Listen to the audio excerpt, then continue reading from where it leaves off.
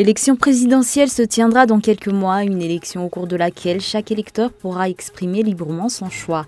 De nombreuses organisations se sont portées volontaires pour surveiller le déroulement du processus électoral et des élections afin d'assurer une élection transparente et acceptée par tous. Une pression de l'ancien chef d'État lorsqu'il était encore au pouvoir a empêché de donner suite à la procédure dans les affaires impliquant Claudine Razay-Mahmoud, d'après le résultat des enquêtes menées ce jour. Nouveau scandale de pédophilie en Allemagne. Entre 1946 et 2014, près de 3600 mineurs ont été abusés sexuellement par des prêtres. C'est ce qu'a dévoilé hier le rapport publié dans la presse allemande.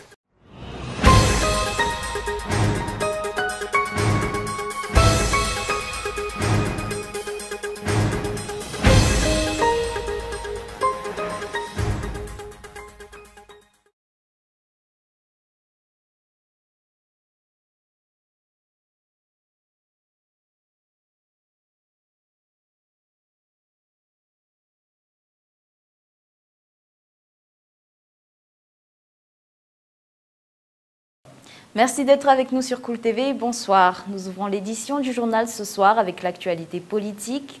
L'élection présidentielle se tiendra dans quelques mois, une élection au cours de laquelle chaque électeur pourra exprimer librement son choix.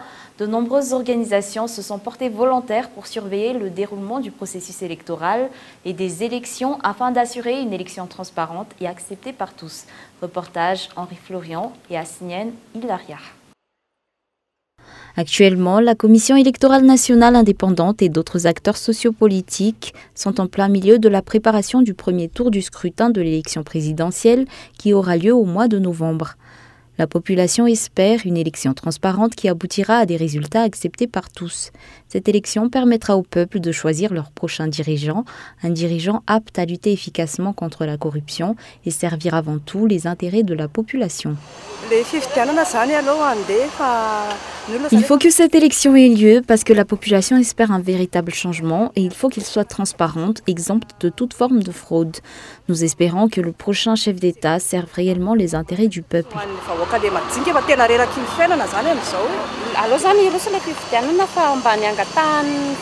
Le peuple attend cette élection afin d'aboutir à un changement car actuellement la vie est devenue trop difficile et cela ne fait qu'empirer de jour en jour.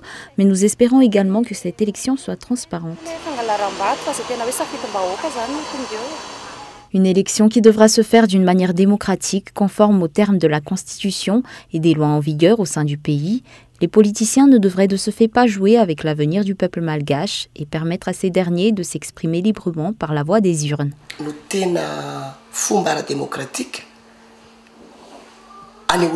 L'élection est le seul moyen démocratique qui permette à la population de s'exprimer. Cette élection est conforme aux termes de la Constitution. La démission de l'ancien chef d'État en est la preuve. Il faut mettre un terme à toute forme d'égoïsme car la population est à bout, surtout en ce qui concerne l'insécurité. Il est du devoir de chacun de surveiller de près cette élection afin qu'il n'y ait aucune pression et que les électeurs puissent faire leur choix en toute liberté. À cette fin, 6050 membres de la société civile se sont portés volontaires pour contribuer à la crédibilisation, la transparence et la légitimité du processus électoral. Ils vont être dispersés dans 9305 bureaux de vote dans 34 districts de la région d'Amrounmani, d'Analamang, d'Ansnanan, de Bouin, de Sava, d'Ansimouadjefan et d'Anjoui. L'objectif étant de surveiller toutes les démarches de ce processus électoral, raison pour laquelle l'Observatoire indépendant des élections, dénommé SAFID, a été mis en place.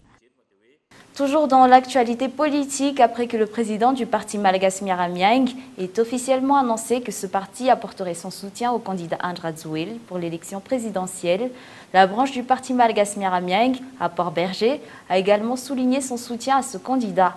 Un soutien annoncé officiellement par les représentants du parti dans cette commune, ne manquant pas de souligner qu'ils sont convaincus par le projet Initiative pour l'émergence de Madagascar.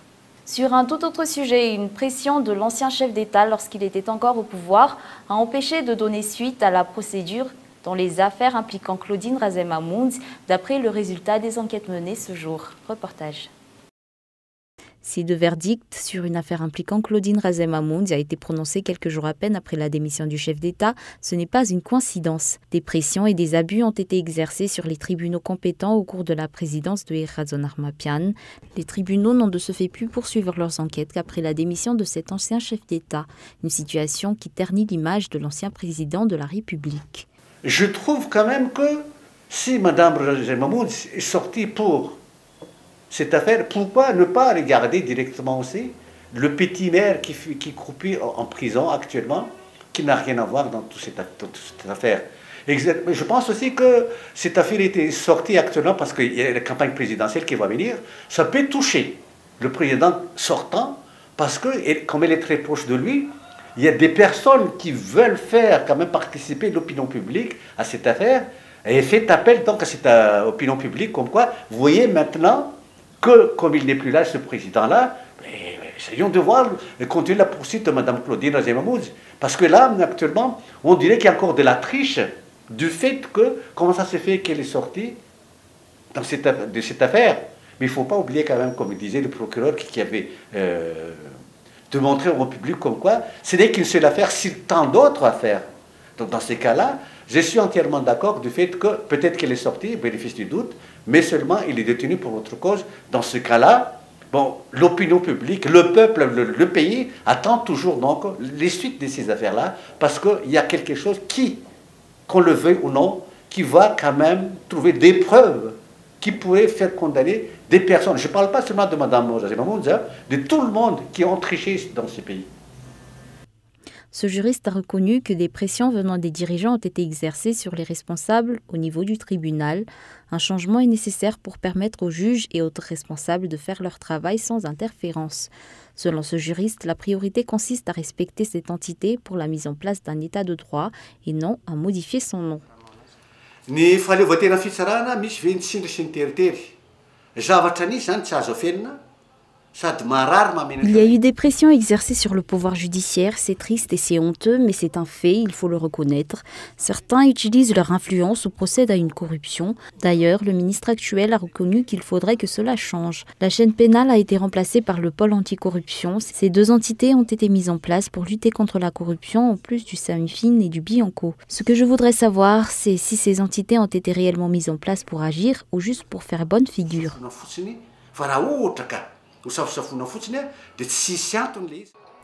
Actuellement, la population attend la suite des affaires impliquant Claudine Razem Hamoud et les mesures prises par toutes les entités concernées dans les enquêtes sur ces affaires et espère que ces derniers ne se laisseront pas intimider afin que Madagascar puisse enfin se dresser comme étant un état de droit. Dans l'actualité sociale, la hausse du tarif des frais de transport public n'est pas une solution par rapport à l'augmentation incessante du prix du carburant à la pompe, d'après certains transporteurs. Pour rappel, le litre du prix du carburant a encore augmenté de 50 ariars cette semaine. Reportage Mampion Narakutoarson.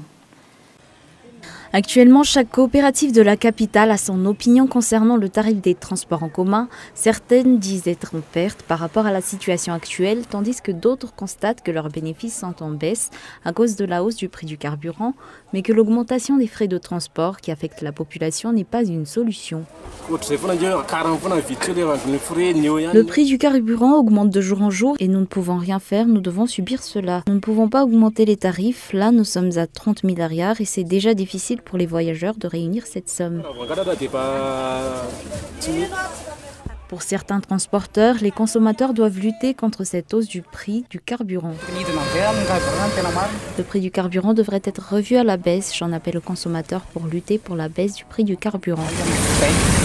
D'après un étudiant qui emprunte des transports publics qui ont revu leurs frais de transport à 500 ariars, cela augmente considérablement les dépenses journalières.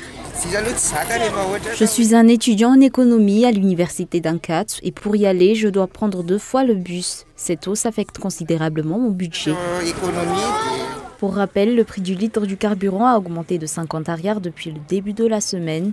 Le litre de l'essence est passé à 4 150 ariars, celui du gasoil à 3 500 ariars et celui du pétrole à 2 580 ariars.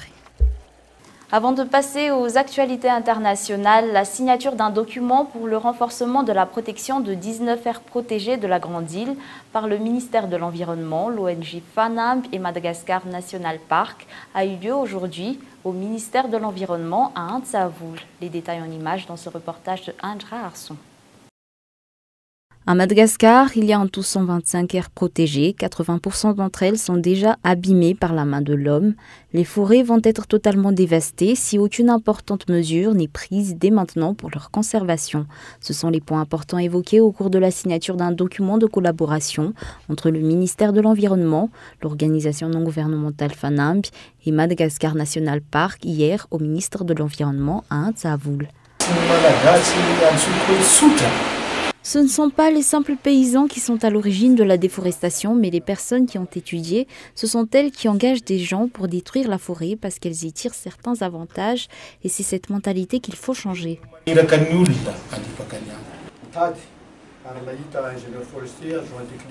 Nous avons cherché et trouvé de nouveaux ingénieurs forestiers et adjoints techniques. Nous n'avons pas négligé les aires protégées parce que nous savons qu'elles sont menacées.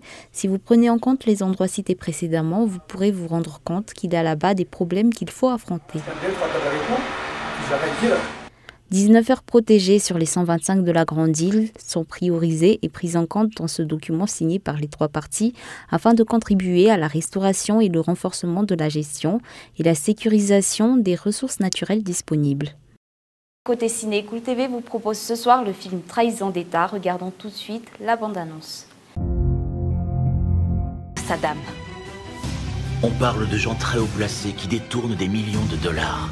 Et si c'était une taupe? Vous vous méfiez de moi? J'ai une vidéo de vous avec lui en train de vous remettre un pot de vin. J'ai reçu un appel concernant votre interprète. La CIA, le MI5, Interpol, cette fille a un paquet d'admirateurs. Qu'est-ce qu'elle veut que vous fassiez? Rien. Vous m'avez demandé de mettre ma carrière en jeu.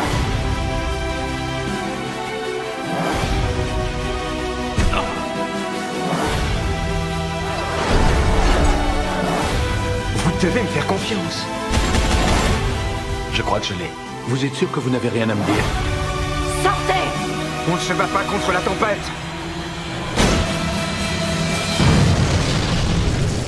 Pas mal, mon garçon. Bien joué. Et voilà, ce journal arrive à son terme. Merci d'avoir choisi Cool TV pour vous informer. Nous vous souhaitons une bonne soirée et une excellente suite de programmes en compagnie de Cool TV.